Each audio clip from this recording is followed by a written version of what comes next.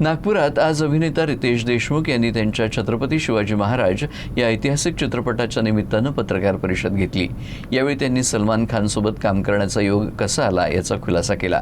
ऐतिहासिक चित्रपट करताना अचूकता आणि संशोधन महत्त्वाचं असल्याचंही त्यांनी अधोरेखित केलं।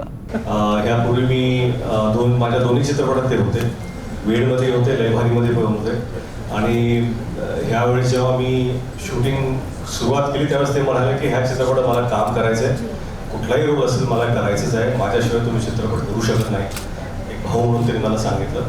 तर तेव्हा मला ही भूमिका जेव्हा माले यांची माझ्या स्मरणात होती तर मला वाटलं की ती त्यांनी करावी।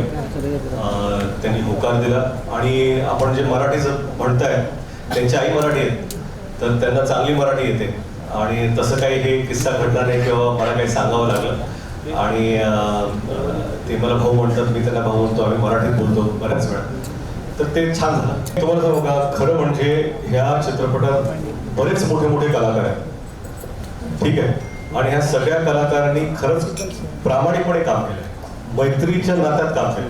आपण जेव्हा मोठं आता कितीतरी बजेटचे तर्क मीडियामध्ये लावले तर 100 कोटीचा चित्रपट आहे असं काहीच नाही।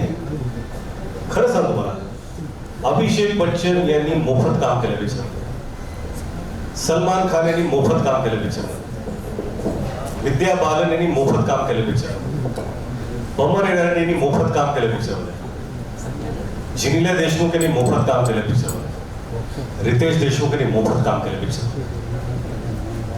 हे महत्वाचं सांगायची गोष्ट आहे। जिथे महाराजांचा विषय येतो तेव्हा ह्या सगळ्या गोष्टी बाजूला ठेवून आम्ही हा चित्रपट करण्याचा प्रयत्न केला। सर्वप्रथम इतिहासाचा जो धर्म आहे तो पाळणं गरजेचं आहे की तुमचा इतिहास हा